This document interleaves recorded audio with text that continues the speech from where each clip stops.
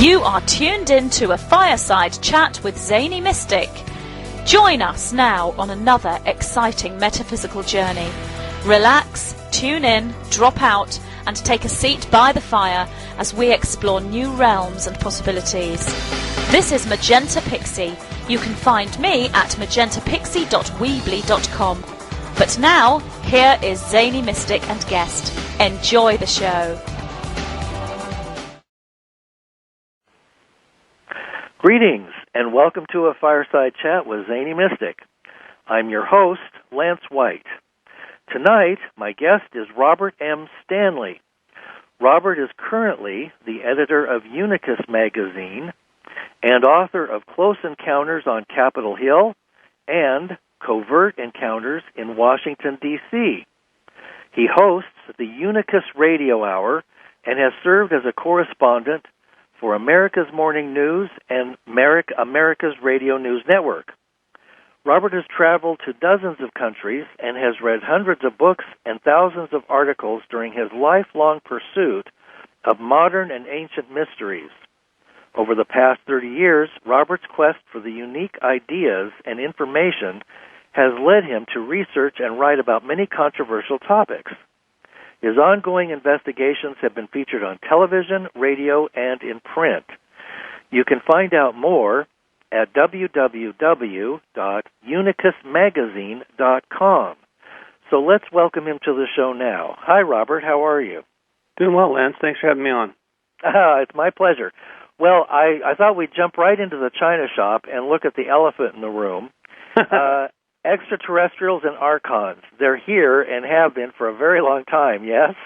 Yeah, absolutely. But they didn't create this world. They only wrecked it and then established this world as part of their empire. My understanding is that these... Okay, let me try and separate this.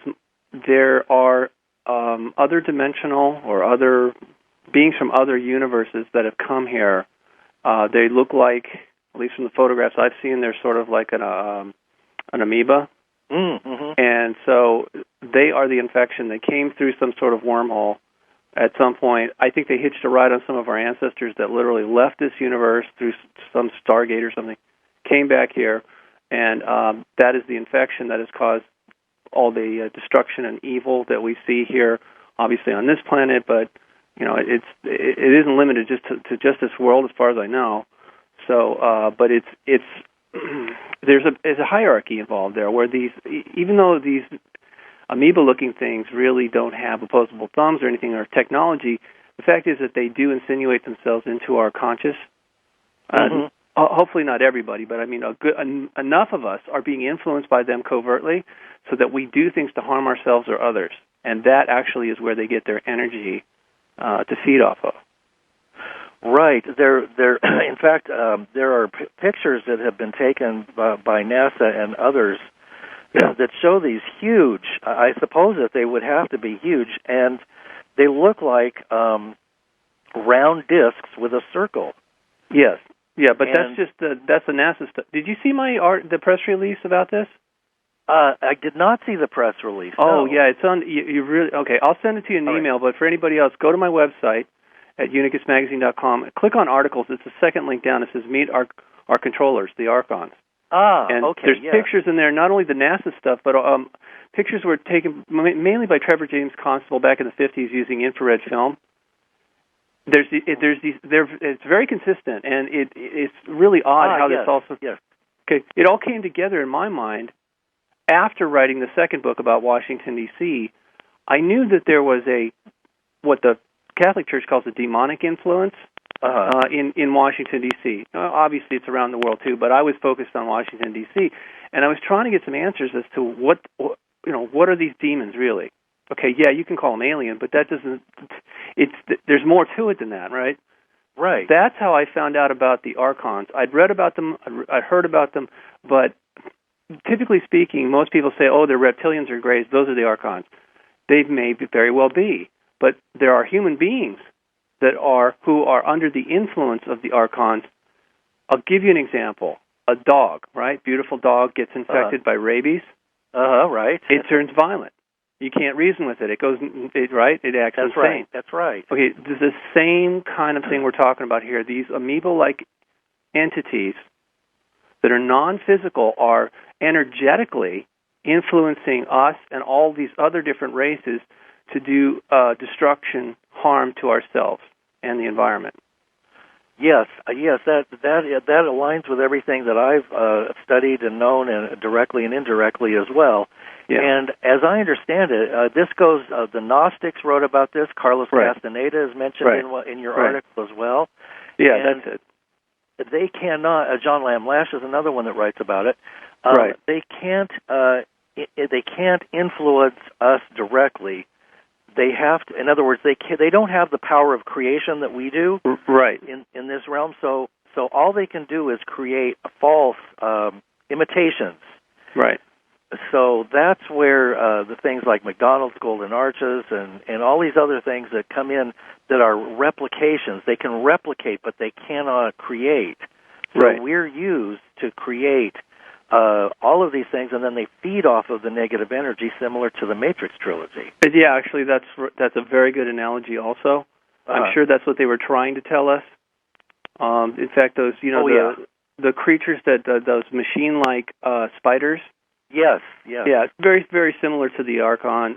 That one level of Archon I was trying to tell you that looks like an amoeba. No one identified that as an Archon until I think it was fall of 2011 is when I first released that, and it went all over the place. I mean, that caught on like wildfire. You're right. Well, the truth catches mainly on, doesn't it? Well, here's the thing, Lance. People seen these things. It's not just the pictures. People wrote to me and said, "Oh, thank God, somebody finally mentioned it." Yes, they're telling me they've seen these things, and I guess it's like you were saying, they've been around for a long time. As far as historically, as far as we're concerned, this society has always been under their influence. Yes. Covertly. Yes. It seems as if we have always been enslaved at some level from the very beginning. And this also includes the notion that our gods that came about thousands of years ago that people worship probably were higher or advanced beings that may also have been under the influence of these Archons. Yes, clearly they were. Anybody who's destructive or evil, I mean, is under the influence, in my opinion, now that I know what I know about these things. And obviously that you can find more of them in places like Washington, D.C. or the Vatican or whatever, because, Yes, absolutely. All control systems and the super wealthy, the corporations now, the heads of corporations are in on it, which brings us to another aspect of this whole game that they've created, because they are not subject to time, so they can operate outside of time. They use us as their vehicles or as their tools for their own agenda. So we know that there have been things like Area 51 and hundreds of other bases created in conjunction with very secretive corporate groups and probably elements of the mafia, the church. I know that the Vatican has funded numerous projects through DARPA. Mm-hmm. So we just don't know much about it. We know enough from whistleblowers that they have just about anything technologically that we could imagine, and that has been described in science fiction movies. Yeah, unfortunately. Yes, and the ironic thing is that we, who have been paying for it and have been that they built their empires on the backs of the royal families and the rest of it, they get all the goodies. I think the Queen just got a raise to $35 million a year, which is just the tip of the iceberg.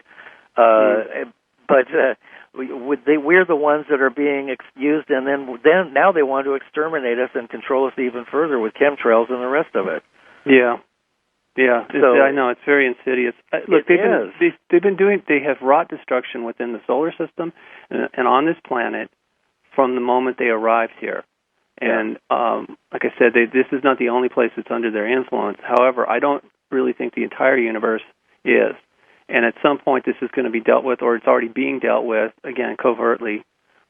Sometimes we see evidence of it, but generally speaking, this is all going on behind the scenes. And,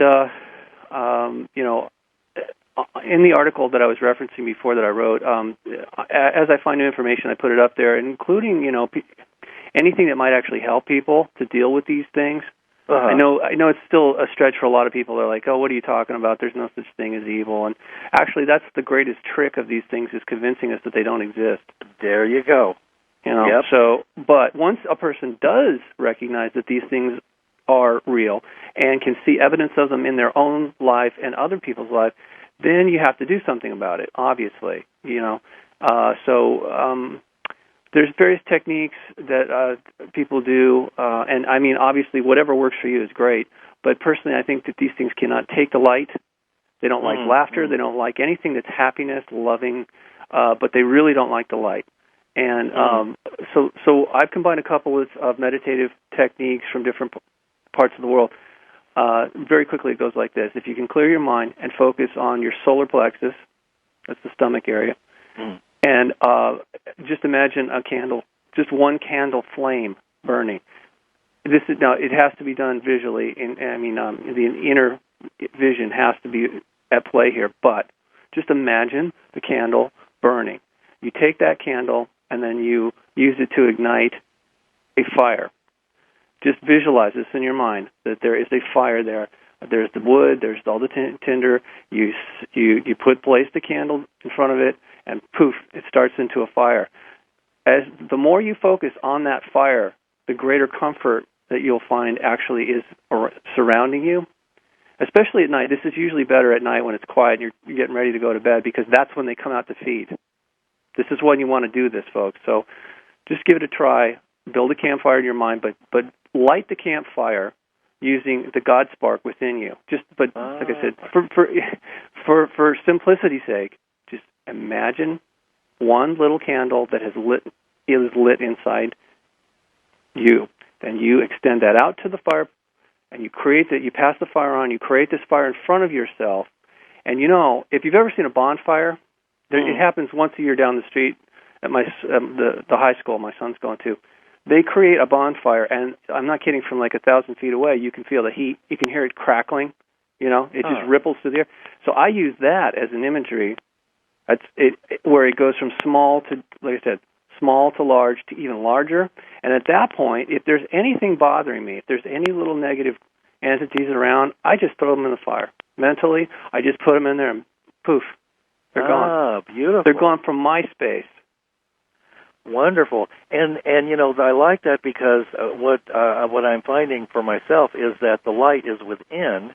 Yes. And so many people try to bring in light from outside and from this place and that place, and we don't know what we're bringing in when we're inviting something into ourselves through the crown chakra, or through whatever feeding tubes we have.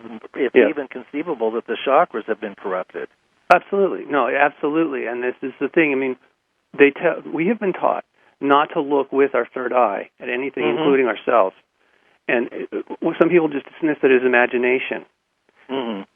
Sorry, folks, but that's what we're talking about when we say the kingdom of God is within.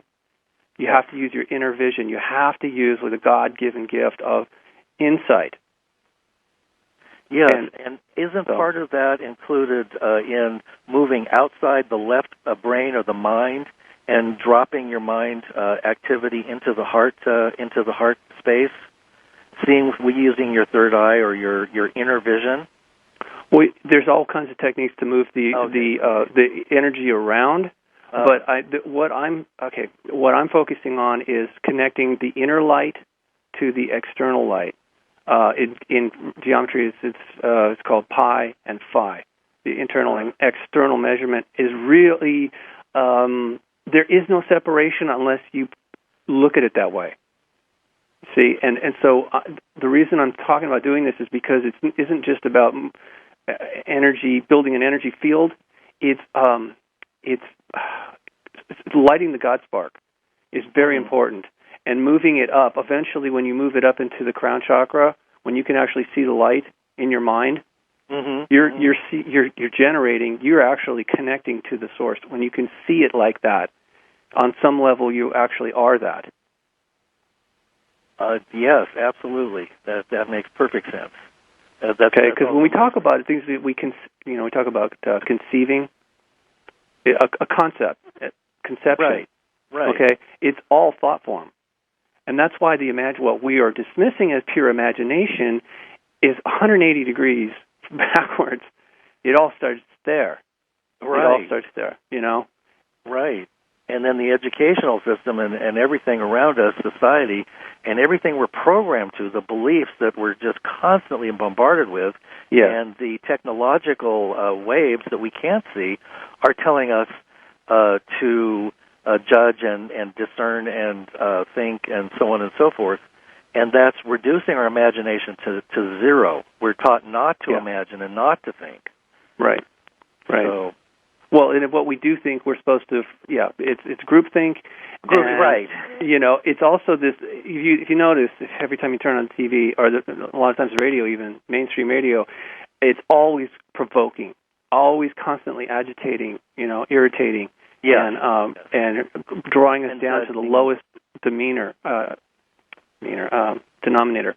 Yes, and worship of things outside ourselves, movie stars, millionaires' lives, and everything outside of us is designed to bedazzle, and that is the archontic thought form infiltrating our world.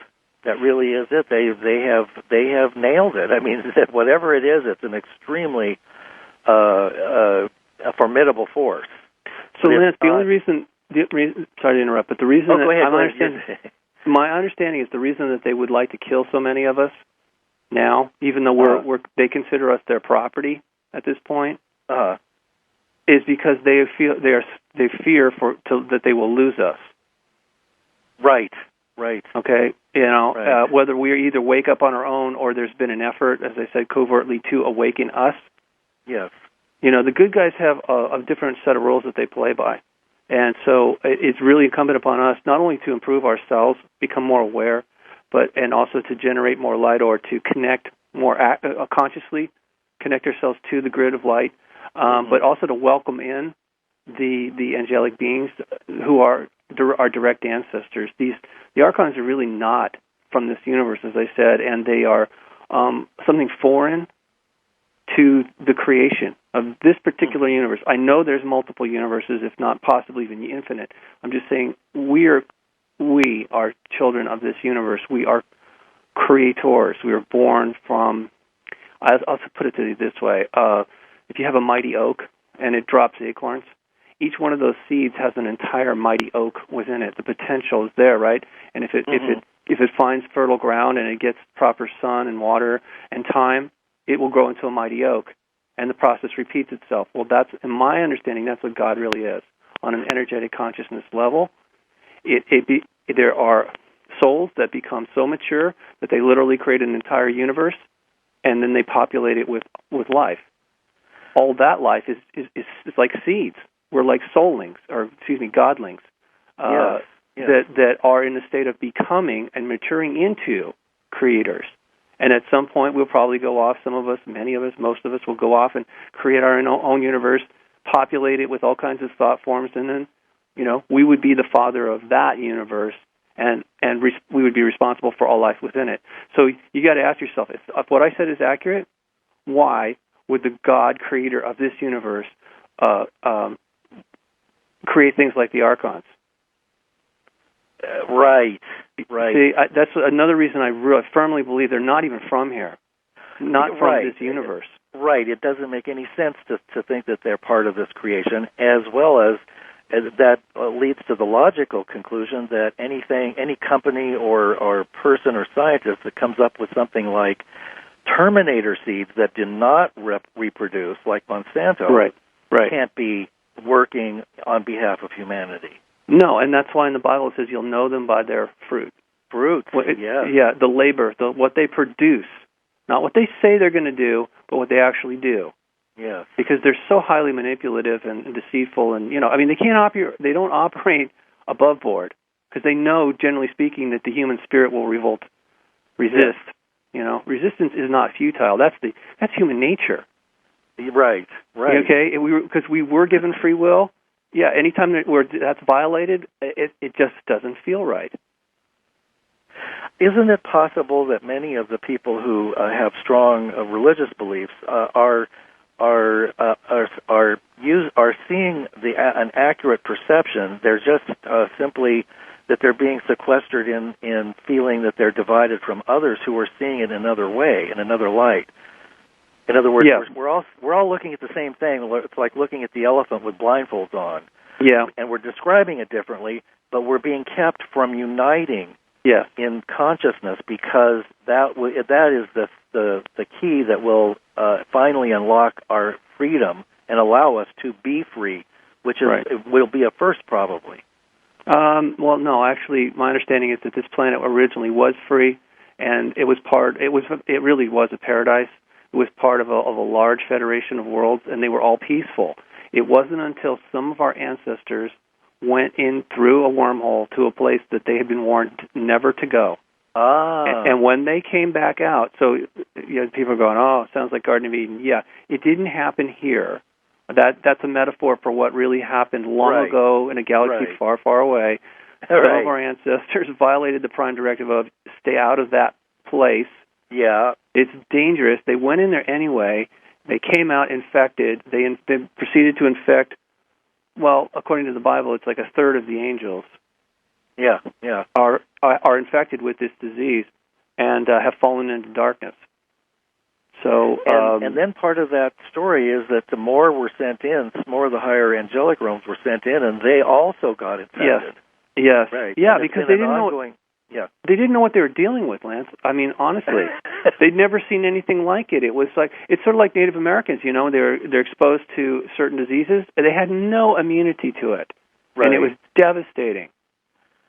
And that's why they were given all those wonderful blankets from... oh, yeah, right. All the smallpox blankets, yeah. Well, that ties in all the indigenous tribes being exterminated because one of my other guests, Kevin Annette, was talking about the destruction of the indigenous tribes in Canada, and we know that we've done this in the Americas because they had the wisdom and they were connected to source energy. Well, and they actually had a memory of some of the original... Of the original divine extraterrestrial humans and others that came here and terraformed this world, and they also did genetic manipulation, but it was done with the will of the Creator to enhance, or I should say, perfect what had already been started here. I mean, this is why some of them are called builders, because they literally go and build worlds into their perfection. And my understanding is this world was perfect, and all life on it was perfect for a period of time up until the Archons arrived, and they wreaked havoc. They destroyed that planet that was on the other side of Mars. They destroyed Mars almost entirely. They wrecked this world, the Earth, and stopped short of destroying it completely, only because there's so many resources here. And also they're feeding off of our energy and our negativity and the destruction that goes on here. The greatest resource here is our DNA, and they took that and manipulated it and corrupted it, in their image. It was already in God's image. But when they showed up and wrecked this world and turned it into a parasitic planet instead of a paradise planet, and it's been going on for thousands of years. All of us that are here are under the influence, whether we know it or not. Some of us are obviously more aware and semi-liberated. I mean, personally free, but still living in a prison system, I guess. Call it. Yes, absolutely. And that's part of the awakening process that is occurring. Now, do you see, you've had a lot of experience with positive ETs, and can we talk a little bit about that? Because we need to know that we've got help, and that help is on the inside, and that this is not a losing proposition. We're just at the beginning. Hardly. Taking back So let's talk about that a bit. Yeah, well, okay. I've studied this subject not as for a hobby. It's a way of life for me, because I've been trying to figure out what's been going on for me personally. And ultimately then I learned a lot about the history of the planet that in ways that, it may sound odd to some people, but one of the things that our ancestors said as this world was being destroyed by the Archons was that they vowed to return and put things back to reclaim the earth and liberate all of us that were captured here. So where did I start getting contact was Malibu. When I was living there, I was 24 at the time, and I was a security guard, and I met a boy who was possessed by the Archons. I didn't know that at the time. I certainly couldn't have told him that. I didn't know it for sure. I just knew there was something really wrong with him, and he almost died that day because he almost bled to death. I was working security. It was just a reflex. I went and I intervened, and I made sure that the paramedics got there in time to and rushed him to the hospital. As a result, the Archons that were attacking him and his grandparents attacked me. They were really pissed. I mean, I didn't, like I said, I was young. I didn't understand half of what I know now, but right. I intuitively could feel it, and I actually saw them. What I could see of them in my mind's eye looked like ticks. That was the best thing I could. That was what they. But they were draining the energy out of my mostly attacking my solar plexus, and it felt like, again, if I had to visually describe it, it was like when you pull. If you got a sink full of water and you pull the plug, and it's just draining. It was like that. They were just draining me, and I don't mean like tired. It was a scary feeling. Like, like they wanted to kill me. They were so pissed off of what I did because they were having a feeding frenzy off of this boy and his grandparents. And like I said, it was completely just reflexive on my part. Right. I didn't know, and all I wanted to do is make sure the kid didn't die. I think anybody would have done that, and actually it wasn't part of my job. It just happened. And so while I was there cleaning up the mess, got all the blood and glass, and I'm talking to the grandmother, and I just got it all came clear to me. It's like I could see that there was something whispering into this boy's mind, telling him he could fly. And I was like, oh my God. And all the hair stood up on the back of my neck. And I mean, it was a bright, sunny, beautiful day on the beach, and I'm feeling like spooked out of my mind. Wow. There was something in the room that we couldn't see, yet I knew it was there. I knew it was, not only I knew it was there, I knew it had somehow attached itself to or they had attached themselves to that boy. Right. And what I couldn't reconcile is why they would make him do that. Like I said, I didn't understand what possession was about, or I didn't know anything about the Archons really. Not like I do today. Anyway, that night, I was so distressed. I ended up on top of one of the mountains, local mountains there, watching the sunset and the moonrise. It was an equinox in 1985. Yeah, it was equinox. It was September 20th, 21st, something like that. And I was sitting up there, and I was told by my next door neighbor, who was a very spiritual guy. He said, just go up there and watch the sunset. And he says, you'll have visions. Maybe you'll get an answer from that. I'm like, hey, anything's better. I don't know. Seriously, I just knew I had to do something. So I rode my motorcycle up there. I was up there I ended up spending the entire night. But I was meditating up there in a way that I'd never done before. Okay, and I mean, I was sitting on the ground, and it was such a beautiful night, and it sounded like there was millions of crickets going off, and I was sort of using that little vibration and the energy coming through the earth, and I was also saying Om, but in a very unusual way. I was doing it with my tongue pressed against the roof of the mouth. Oh, yeah. So that the throat was actually vibrating through the tongue directly into the third eye. It's a technique. It's a technique of Kriya Yoga, and I never had felt, even though I knew about it, I never felt the need. You know what I mean? Right. I never, ever, up until that time, I was desperate. So I was trying things. I figured, you know what? It's not going to hurt. You just got to try. It was sort of running on instinct again. And after many hours of that, I was tired. I was still wide awake, but I mean, it was too late to leave. I really didn't want to try doing that. So there was a place, cement. It was like what it was is the ruins of an old radar installation that the military had up there back in the Cold War stuff. And I lay down on this cement slab, and my face was shielded from the moonlight. But I hadn't really laid there for more than a few seconds when I felt myself floating up. And I would have to say now I recognize I was out of my body, but I was still fully conscious. I wasn't asleep. I didn't pass out. I could feel it. I could feel myself floating, and it was wonderful because I could actually relax, even though my body was laying on cement. I felt completely relaxed, and everything seemed to brighten, and it was like I was in a giant cloud, and I knew at that moment, though, that I was safe, that those things couldn't follow me wherever I was at that point, you know.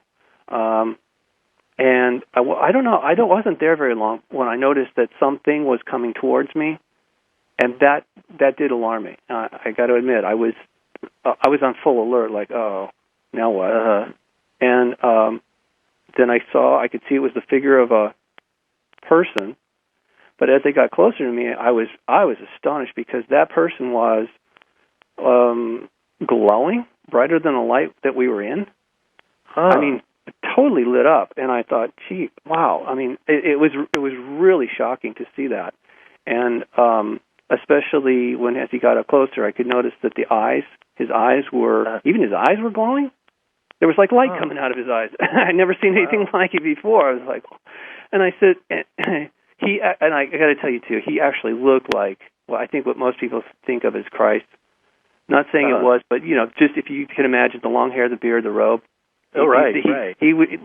That's what he looked like, and he was glowing. And I looked at him and I said, "Whoa, who is that?" I was thinking to myself, "Who's that?" And he says to me, "I'm your father." And I'm like, "What? Excuse me?" I mean, that was not what I was expecting to hear at all. Right. Not at all. I mean, okay, you look weird, guy, but I mean, on top of that, now what? Excuse me, you don't look my dad. Right. And the last thing I remember, that he thought that was funny. He thought that was really funny that I somehow didn't recognize him, and he was laughing. And that's the very next thing I know, I was sitting bolt upright. And hours had gone by. I know that because the moon was now setting. Oh my! And I stood up and I started walking around, talking to myself, like just going, what happened? What was that? Where was I? I mean, it made no sense. It was like I couldn't have been dreaming. I only lay down for a few seconds. And where was the rest of it? How come it was completely lucid up until the time I was in front of this guy, and then bang, I'm just back in my body. Hours are gone, and I knew something else happened. I just couldn't remember what it was. I tried and tried and tried and tried, and I mean, there was nothing. So, but there's a point to all this. I went back to work the next day, and I checked on the boy, and he lived, thank God. Okay. And his grandparents told me that he lost a lot of blood, obviously, and that he had to have over 300 stitches. And I said to him, "Wow!" I said to him, "Look, I know this is going to sound weird, but you can heal the scars on his face, but unless you do something to heal the scars on his soul, this is going to happen again." Oh. And I turned around, and I walked out, and I go, "That's it. I'm going to be fired. I'm going to get fired for this." Right. I mean, they're going to think I've completely lost. And I didn't even, honestly, I had no idea why I was even saying that at the time. I didn't understand, and I'm sure they were shocked, but it's a message that had to be delivered to them. And, okay, so the confirmation comes like this. Shortly after I left the boy's house, I'm sitting there at my post. This girl comes back. She had been with me the day before. This friend of my girlfriend. Anyway, she says to me, she's all excited. She goes, Robert, I saw you in my dreams last night. I'm like, yeah, okay. And I mean, I didn't really care. But she says, you taught me how to fly. I said, I did? She's like, yeah. And you took me up to the mountains. I'm like, what? I hadn't told her anything. Okay. And she's like, yeah, you came to my room. She said, it was sort of like Peter Pan. You just took my hand and we flew up to the mountains. And then she says, you taught me how to fly. And then once I learned how to do it, you made sure I got home, and then you went somewhere. I was like, oh, my God. So I was doing something else. I mean, of all people, because you got to understand, this person was not, as far as I know, not into spirituality at all. Never talked about meditation. I mean, her whole thing was like cars, cigarettes, Right. going to the mall. It's just like, and she even told me, she goes, I think this has something to do with spirituality. I read about it in my psych class once. Huh. And she was real excited. She actually said it was thrilling, and I was just shocked because I hadn't told her anything. I mean, I didn't even know what was going on. So later that day, I get home and to my house finally, and the phone rings, and it's my grandmother. Total opposite, older woman, really, and wonderful person, very, very spiritual. And she says to me, Robbie, she says, I saw you in my bedroom last night. And I go, oh, geez, here we go again. And she says, you were standing at the foot of my bed, and she says, you were all lit up like a Christmas tree. Huh. I said, what? She's like, yeah. She said, it was so beautiful. And she goes, you were telling me something, but for the life of me, I can't remember what it was, because she says, you were like lit up all over. And I'm thinking, oh my God, that guy, who is this now? I'm really confused. I just said, well, look, I love you, Granny, thanks. And I just had to, I was so bowled over by what she told me. But at that point, I just like, okay, I give up. Whatever's going on, I thank you, for helping. I don't know who you are. Because actually, when I was meditating, I knew I needed help. And I was only thinking about one thing, because I do know that's with meditation, you're trying to focus your thoughts, right? It's sort of like a lens with light. If you want to start a fire, you need to focus that light into a beam, right? So I was using this beam coming out of the top of my head as a carrier signal, and I was only focused on one thought. It was love. And the reason I was doing that is because I felt, personally experienced something that was pure evil. I may not have had all the facts and figures like I do now, but I mean, God bless it all, I could feel those creatures in that room. Mm-hmm. And I knew if there was anything that was evil in this world, that was it. Mm-hmm. Didn't get any more evil than that, where you're just preying on a little kid like that? For what? I mean, what the hell did he do to you? Right. I mean, what kind of sadist would actually get pleasure out of that? It just so it made no sense to me, but it certainly motivated me to seek answers to those particular questions. However, it took me. It was decades later that it's finally started to gel, and that was only after I wrote the conclusion to the second book, which is Covert Encounters in Washington, D.C., because in that I lay out the hidden history of our nation's capital. Not just the UFOs, but these demonic entities that live there in the Capitol and manipulate people. And I give examples that everybody knows of, such as the movie The Exorcist. That really happened. That's based on... William Blatty took that right out of the local newspapers from 1948. It happened to he was a 13-year-old boy living in Georgetown. Wow. We don't know his real name, and that's irrelevant. The point is, he didn't know what he was doing during the nighttime. They would only come out at night. They would use him, and so at that point, once I started looking into that aspect of the demons in Washington, D.C., I realized, here it is again. We're in big trouble. Yeah, and I started thinking, no, because here I recognized right away when I read those reports, it's just like that boy in Malibu. But it's happening in Washington, yes. D.C., and that just frosted my cookies, man. I thought, there's no way this is going to stand. This has got to come to an end. People need to know about this. And I knew that this probably wouldn't be well received by a lot of people, and that's understandable. But I also knew that it would be derelict of me not to report what I found. Well, that's a good way to segue into the question, what did you find that's pertinent to Washington, D.C.? And we know that many people have talked about the obelisks that are around the world, the one in Washington, the use of esoteric symbols, and that the various esoteric groups have been infiltrated above the 33rd degree. And the secret organizations run the place. Look at the one that all the politicians are involved with, the Skull and Bones. Council on Foreign Relations. There's a lot of them. As you began to research, what did you find out was? I mean, it's clear that there are dark energies ruling there. What were some of the things that you discovered?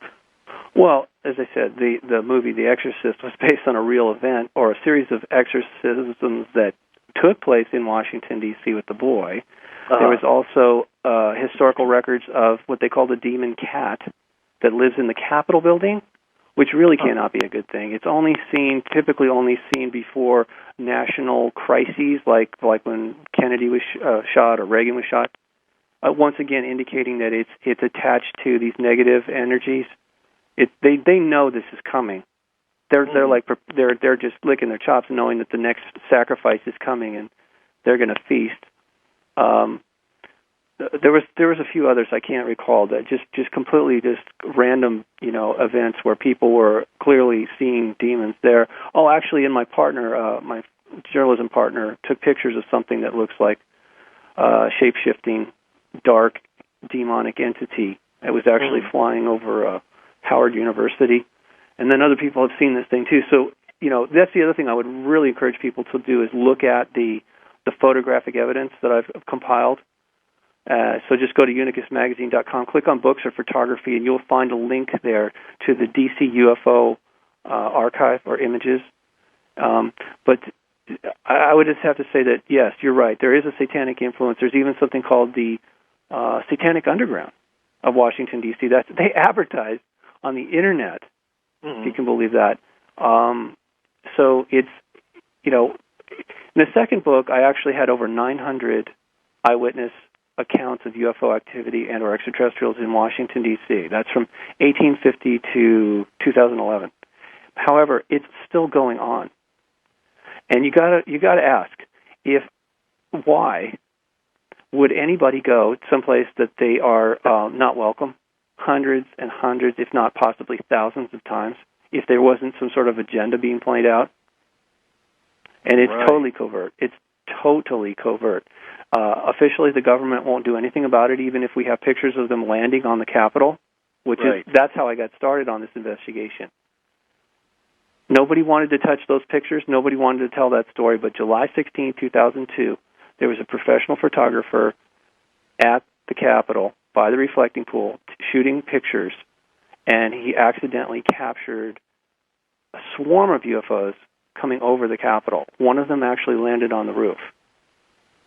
There's one hovering over the reflecting pool. There's some actually appears to be, in the bushes on the ground, but there's a bunch of them in the air. They were using wormholes or stargates to transit in and out of the area, and I'm sure they still are. And that was just the beginning, okay? I mean, of the investigation for me, and I didn't even hear about it till spring of 2005 is the first I heard of it. By the summer, I published my first article with the photographs, and immediately got visited by a black helicopter. And it came right to my house, okay? It didn't pass the neighborhood. It came to my house. It hovered over my driveway. I could have hit it with a rock. I did take a picture of it as it was leaving. So, yeah. Did I upset an apple cart? Yeah. Unintentionally, I did.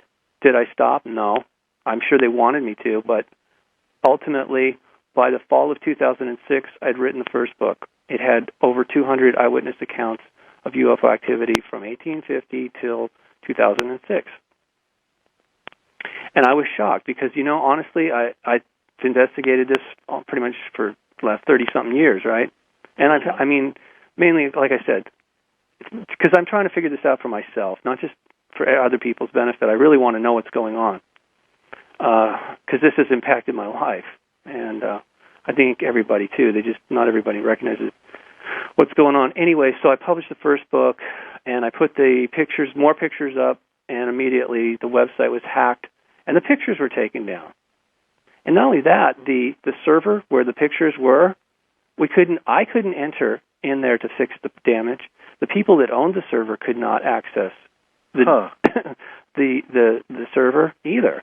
They said they'd never seen anything like it. I ended up having to move to a different web hosting company just because whoever did that damage really did a good job and then locked everybody out.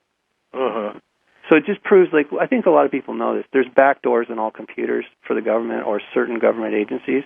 Right. Okay. And when they really want to shut something down, they can do it.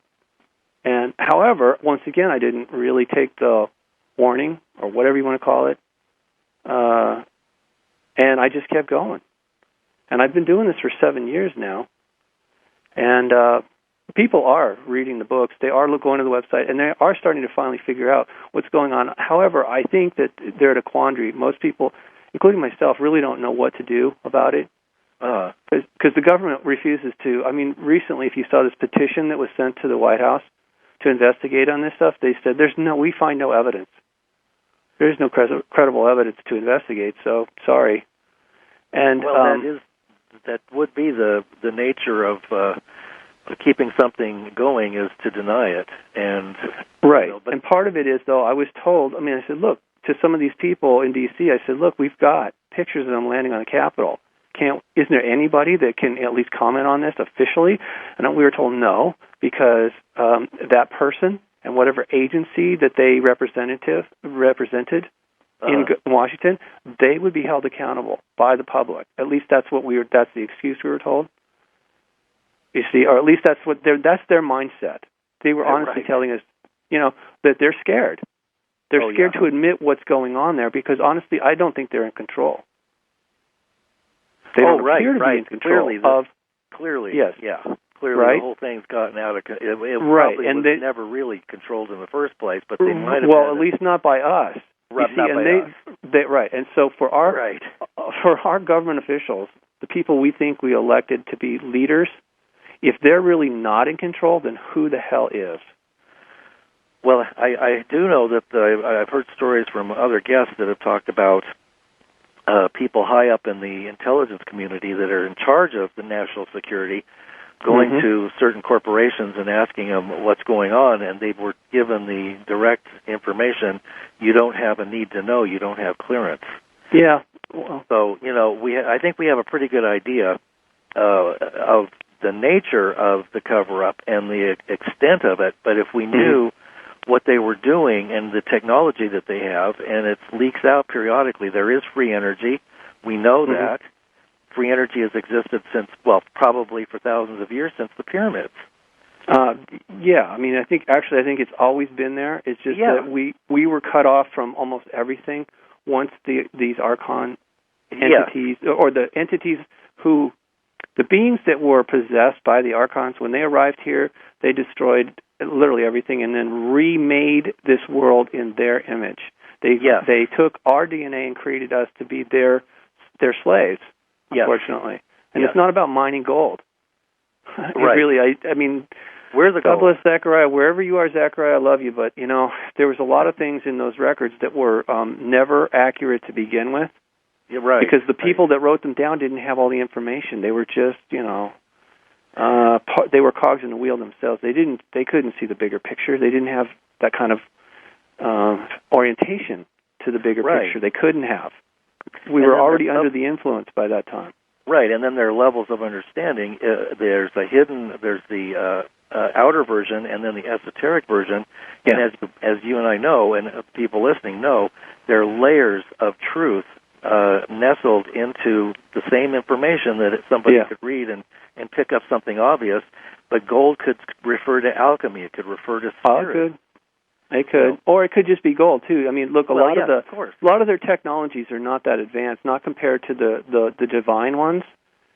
Their level of technology is sort of like, a friend had a really good analogy for me one time. He goes, if you had to compare this to Star Trek, the divine beings, they're like the Q. Yeah, they are the technology. They don't need all that stuff. Right. They work. They know everything's consciousness. They're in contact with the Creator of this universe, and they're working with Him as agents of His, good work, the creative work that they do. So, and doesn't it make sense that we have that capacity within us? Absolutely, but it's been corrupted, and like I said, that's another reason why that they really. They care because we're related, but they also care because they know that this is such a huge violation. What's been going on here is such a terrible violation for our souls. Yeah. The physical body is one thing. The soul is truly something separate. It's connected, but it is truly separate. It's on a completely different level. Yeah, and I'm sure that's really where I was when I stepped into the light. I was not in my physical being. I could see things and do things that I could relate. I was still thinking of myself as a physical being, but I'm sure I wasn't.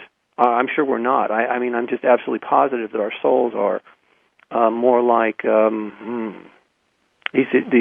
like I said, like eternal flames, or right. a little more well defined than that, like a ball of plasma that's highly intelligent and extremely creative. You know, and well connected too. That's the other thing. I believe all the universes, more or less, are connected because they are. It is a holographic fractal. They have to be connected. They can be individuated like cells, but they're still part of a greater body. Right. If something can be affected trillions of miles away at the same moment, that would indicate that there is no separation. Right. Correct. And so the more fragmented and separate and judgmental and tormented we are, the more we're capable of being divided and not realizing or coming to fruition, as you spoke in the first place, of bearing fruit. And the fruit being not necessarily having children, but giving birth to our own divine essence within, the spark that's already there that is waiting to be recreated on a higher level. Yeah, because the pattern wants to repeat itself. It's designed like that. That's what a holographic fractal is. It just wants to repeat and repeat and repeat infinitely. Of course, there's variations too, and that's what gives us our individuality. But in many ways, we're a lot more similar than we are different. Oh, absolutely. What do you see as some of the solutions for us in terms of learning how to come together consciously and unite so that we are not able to be as corrupted as, well, of course, one of the main solutions would be to turn off your television set. Yeah, obviously that would help. But, there's so many influences over us, but I really think that President Reagan touched on something when he was in office, is what he said, if we were faced by a common enemy from outside, that we would unite. And I've had mixed feelings about that for a long time until I realized, he may have actually been talking about the Archons. Right. I mean, who am I to say what he knew? But I do know that he did have close encounters when he was governor. That happened at least twice that we know of. One time he was driving down the coast with his wife, and they were going from Santa Barbara to Hollywood, and somewhere along the way they were actually contacted. At first I'd heard for years that they saw something and it really shook them up, but apparently recently Shirley MacLaine was at that party. She's come out and said no, they actually saw someone. They talked to someone that came out of the craft and was talking to them. So that would explain why they were late and very shook up. But so it's the good guys are doing what they do very cautiously. They don't want to upset the apple cart. They also know that the Archons would not hesitate to destroy this world and all life on it if they felt like they were going to lose control. Yes. So it's a tricky situation. And so what can we do? I think part of it is if a person does come to the awareness that the Archons are real, then it is imperative that they take some sort of action to free themselves, because it all starts with you. It all starts with us individually before it can become part of the collective. You see, because if enough of us individually clear ourselves from these creatures, at some point we will reach a tipping point in consciousness, and they don't want that. They don't want that at all. The Archons don't want that, but they can't prevent it. It's something that we really could do and should do. But part of it is not only recognizing that they exist, but then, like I said, not feeding them anymore. Or I said earlier, once you recognize they exist and you don't, and you're not feeding them with negative energy, and they're still bugging you because you're doing good deeds, and I've had them pull that number on me until I figured out what I could do. Like I said, just toss them in the fire, build a campfire in your mind, and visually, mentally, put them in there, and because that's kind of where they belong. And in my opinion, well, I'm in total agreement with you. Right, just burn them up, and really all that's happening is you're transmuting the energy that whatever energy that they have, you're turning it into light. In that ritualistic process right there, it's not harming anybody, in my opinion. Certainly not as much as wars and no, of course the global not. sex and sex trade that's going on, and the drug industry. Yep. That is being secretly kept going by governments and royal families. I mean, right. There's nobody that's not subject to this. The evil in the world that's corrupted us. Yes. And I think those at the top are the most subject to it. Yes, and that's why I believe in the Bible when it talks about the first shall be last. Oh, right. That's because that's the way it's just going to have to be. And so the end of the world as we know it, I believe, is inevitable because the way the Archons have set this up is completely unsustainable. Yes. I mean, those elements that you mentioned are set up already. That the seeds of self-destruction are already here. Look at the nuclear industry falling apart. Oh yeah. I mean, well, that was on shaky ground from day one. And the good guys, when they came in, they kept telling our leaders, "We'll help you, but you have to stop the nuclear program. It's literally a dead end." But they wouldn't listen. And the reason they won't listen and that they won't work with the good guys is because they're under the influence of the bad guys. Yes. Would you say that most of the governments, most of the people in government, like the larger percentage, are under the influence and may not even know it? Yes, unfortunately. Unfortunately, it's not just people that are schizophrenic or pathological. That's right. You know, those are extreme examples. But we are all, to some degree, either directly or indirectly being influenced by these entities, in my opinion. Yeah. Okay, you know, and so take it for what it's worth. But like I said, I finally saw this for what it was only because I asked. And you know who I asked to help me? Was the guy that said he was my father. I visualized him because I figure he's a being of light. He knows how to deal with this. He came when I said I need help. He showed up. I think that's probably one of the reasons he's laughing. It's like, hey, look, you called me. Here I am, and now you don't know who I am. It's like, what's you know? So, I love but that story. So years later, I've never forgotten him and that feeling that this radiant light. And as a matter of fact, a lot of Christians don't know this, but it's only something I came across last year when I was speaking to a shaman friend of mine out here in New England. He says, you know, that sounds like the transfiguration of Christ. And I go, what is that? And he goes, oh, just look it up. You'll find it.